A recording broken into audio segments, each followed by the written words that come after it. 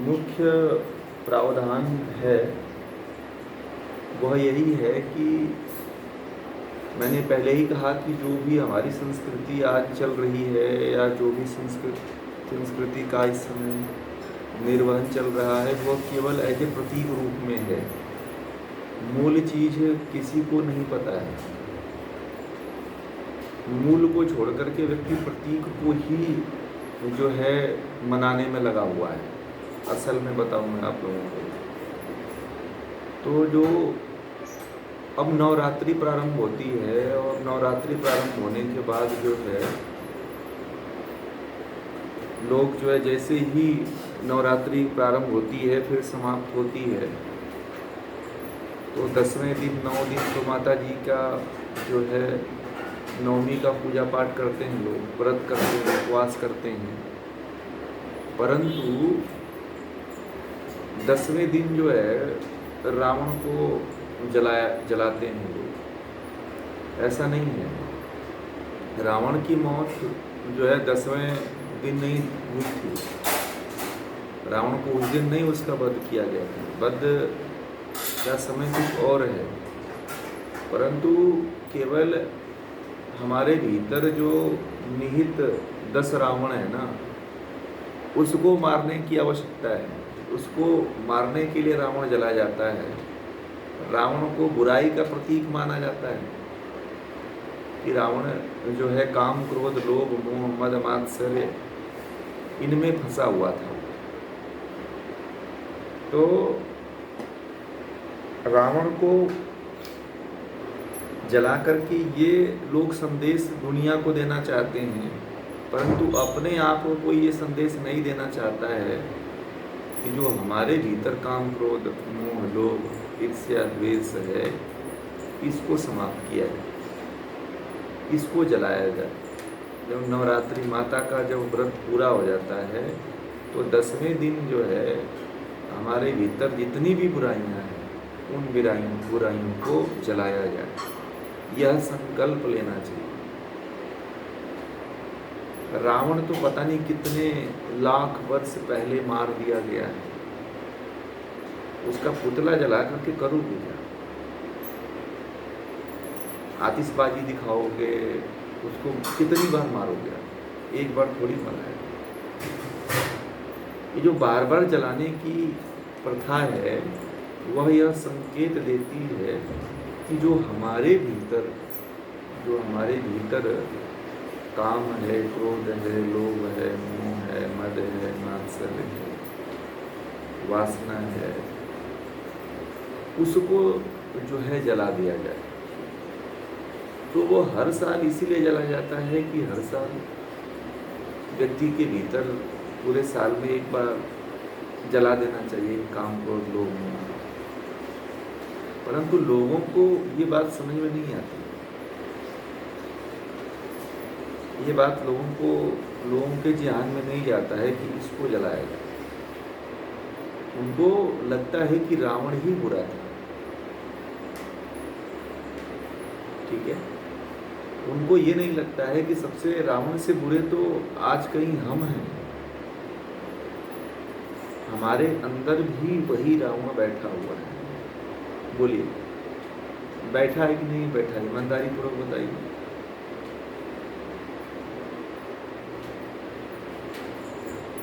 हमारे भीतर भी वह रावण बैठा हुआ है और उस रावण को जलाने की आवश्यकता है। रावण का अंत तो भगवान राम के हाथ हो गया था और भगवान राम ने जला भी दिया था। तो लोग प्रतीक को नहीं समझते हैं। भगवान राम ने रावण को मार करके क्या किया? जो रावण के अंदर बुराइयां थी, जो रावण बुराइयां फैला रहा था, जो अत्याचार कर रहा था, जो लोगों को परेशान कर रहा था, जो लोगों को कष्ट दे रहा था, पीड़ा दे रहा था अपने वासनाओं से, तो उसका भगवान राम ने अंत किया। क्योंकि भगवान राम उस तरह के व्यक्तित्व नहीं थे।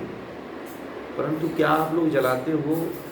जलाने वाले से कभी पूछिए कि तुम्हारे भीतर से काम क्रोध लोभ मोह मद मात्सर्य खत्म हो गया है कि तुम रावण को जला रहे हो? रावण को जलाने का हक भी उसी को होना चाहिए। चलो मान लो आप रावण को जला रहे हैं, तो रावण को हर साल जलाने का हक भी उसी व्यक्ति को होना चाहिए जो अपने भीतर से इन 10 शत्रुओं को खत्म कर सके।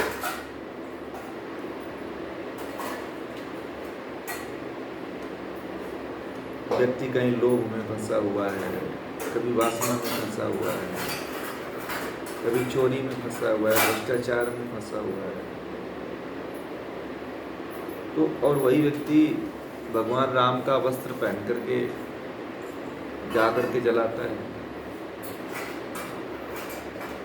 भगवान राम तो इस धर्म की स्थापना, धर्म के जो 10 लक्षण हैं, उस धर्म के 10 लक्षणों को स्थापित करने के लिए रावण को मारा था, क्योंकि रावण के अंदर धर्म के एक भी लक्षण नहीं थे।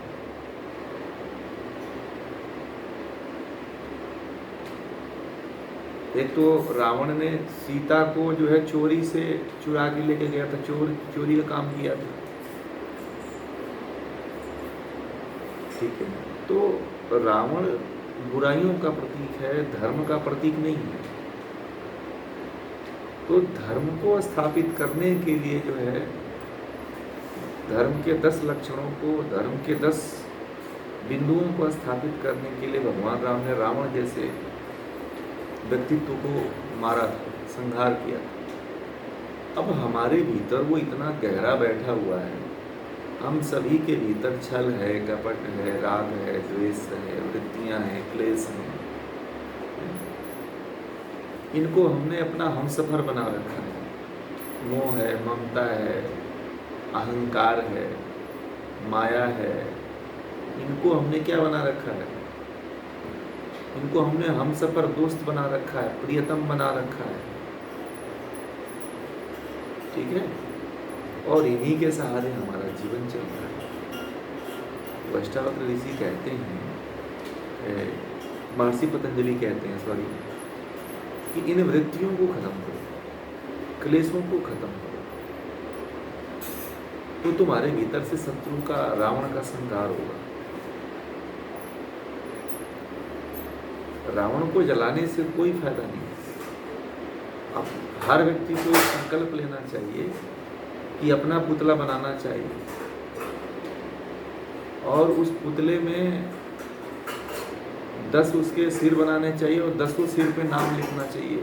काम, क्रोध, लोभ, मोह, मद, मात्सर्य, वासना, अहंकार, माया, लालच, ये सब लिख करके और उसको जलाने का प्रयास करना चाहिए व्यक्ति को। तो शायद व्यक्ति को यह आभास होने लगेगा कि अरे मेरा ही पुतला है और मैं ही इसको खुद जला रहा हूँ। तब दुनिया आपको सलाम करेगी,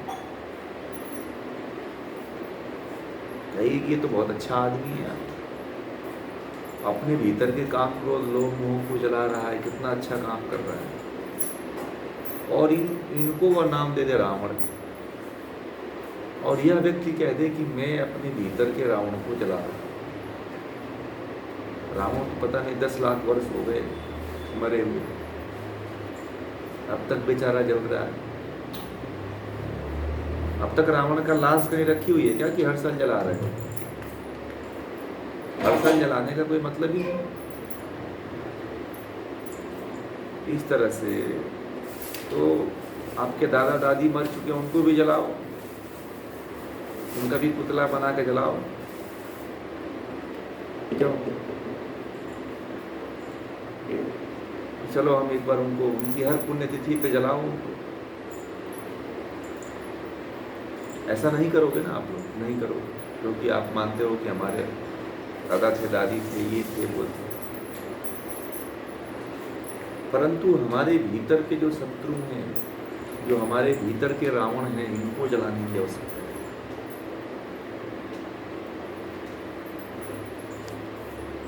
जब तक आप उसके ऊपर काम नहीं करोगे, आप जीवन में आगे नहीं बढ़ पाओगे।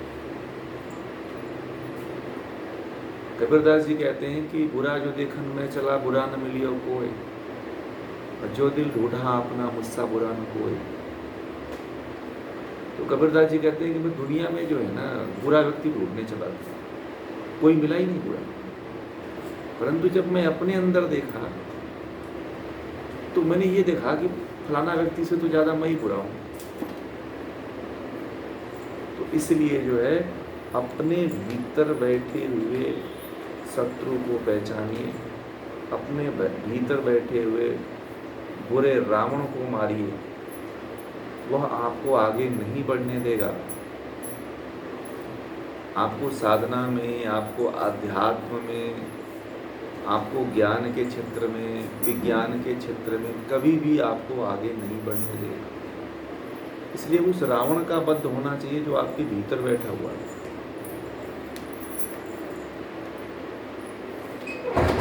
ये तो केवल प्रतीक है कि हमें ये प्रतीक बताना चाहते हैं, परंतु हम प्रतीकों को समझते ही नहीं हैं।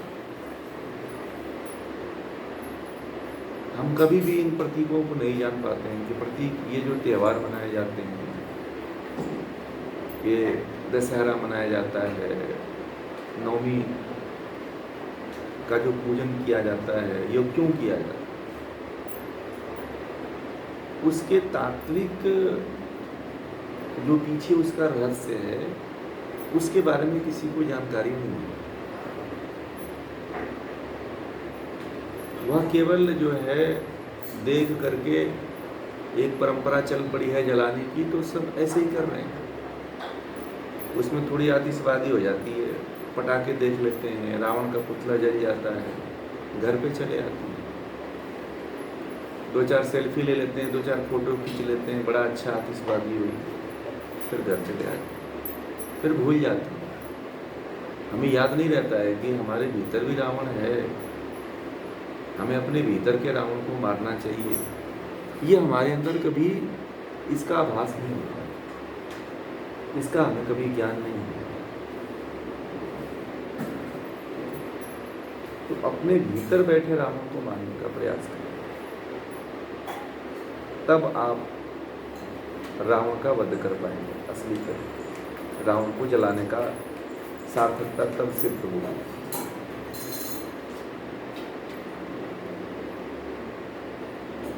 दशहरा पे मुख्य रूप से मुझे यही कहना था कि अपने भीतर जितनी बुराइयां हैं,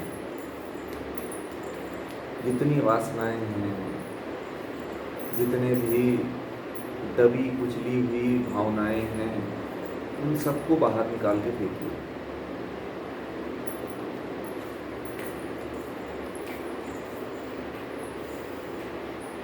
और इसी बार फेंक दीजिए कि हर साल जलाना ना पड़े रावण।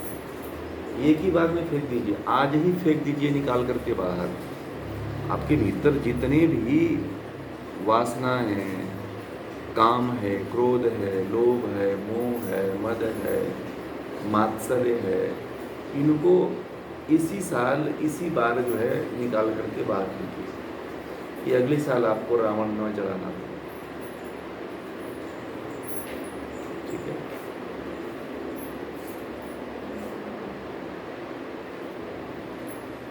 तो दशहरा यही है। बाकी जो है, जो मूल तत्व है दशहरा का वो यही है।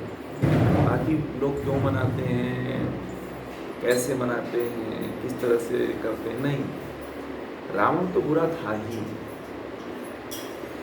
कुछ लोग कहते हैं रावण विद्वान था, तो वह विद्वता किस काम की जब व्यक्ति तामसिक हो जाए। अगर विद्वान व्यक्ति रहता, ज्ञाता रहता, तो इस तरह का कर्म थोड़ी करता है। अज्ञानी व्यक्ति ही करता है ना, मूर्ख व्यक्ति ही करता है। इसलिए कैसे कह दोगे कि वो ज्ञानी था, प्रकांड विद्वान था? ऐसा नहीं कहना चाहिए, क्योंकि तो प्रकांड विद्वान और ज्ञानी व्यक्ति कह देने से हमारे वेदों का अपमान होगा ना, फिर हमारे शास्त्रों का अपमान होगा कि इसको पढ़ने वाला व्यक्ति भी जो है इस तरह का अत्याचार कर रहा है, इसलिए पढ़ना तो बेकार है।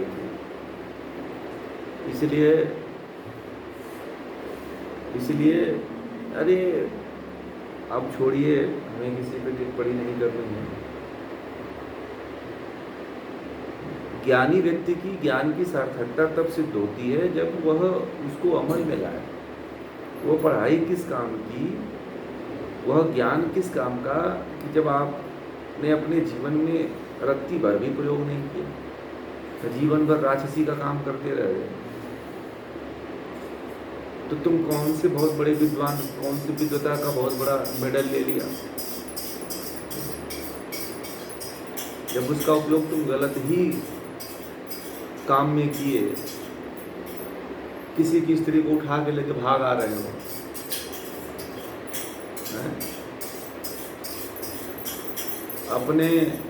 अपने बेटी की उम्र के लड़की के साथ स्वयंवर में शादी करने के लिए लड़ गए थे, तो ये कौन सी विद्वता है? इसको विद्वता कैसे कह देंगे? इसको वेदों का ज्ञाता कैसे कह देंगे? और वेदों का ज्ञाता ये कर्म थोड़ी करता है, उसके जीवन में यही काम थोड़ी घटिया काम रह गया। तो रावण कौन सा विद्वान था? आप लोग रामचरितमानस पढ़ते हो? कितने लोग पढ़ते हैं? तो रामचरितमानस में जाना, लंका कांड पढ़ना, ठीक है? तो लंका कांड जब आप पढ़ोगे ना, तो उसमें हनुमान जी उसके बारे में लिखते हैं कि रावण जो है शाम को बहुत सी महिलाओं को, अप्सराओं को इकट्ठा करता था, पीता था, नंगे सोता था, महिलाएं उसको, दास दासियां उसको शराब पिलाती थी। तो यही उसका काम था, पूरा हनुमान जी ने देखा था अपने आंखों से, और रामचरितमानस में पूरा लंका कांड में लिखा हुआ है। अगर आप लोगों को प्रमाण रूप में देखना है तो पढ़ना पड़ जाता है, तो आप लोगों को पता चलेगा रावण कितना विद्वान है। तो रावण को विद्वान कहते हैं, और जो रावण को अपना कहते हैं कि वंशज कहते हैं, ठीक है ना? तो थोड़ा सा उसके चरित्र को अपने जीवन में अपना लें।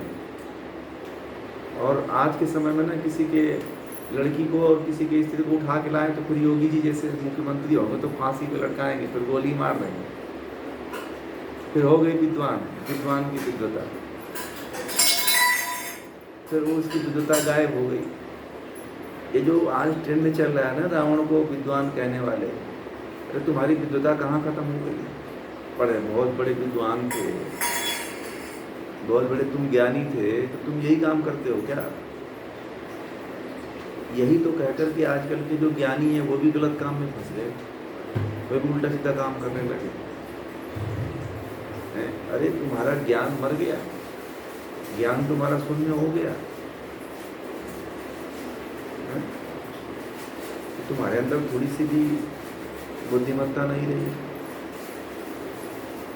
धर्म के अनुसार चलते, ज्ञान के अनुसार चलते, जो है जो शास्त्रोक्त चलते, जीवन को सही राह पे चलाते, तो तुम ज्ञानी होने का तुम्हारा कोई महत्व था? अब बड़े बड़े महाराज जी लोग केवल सुनी सुनाई बातों को कहने से कोई मतलब थोड़ी है।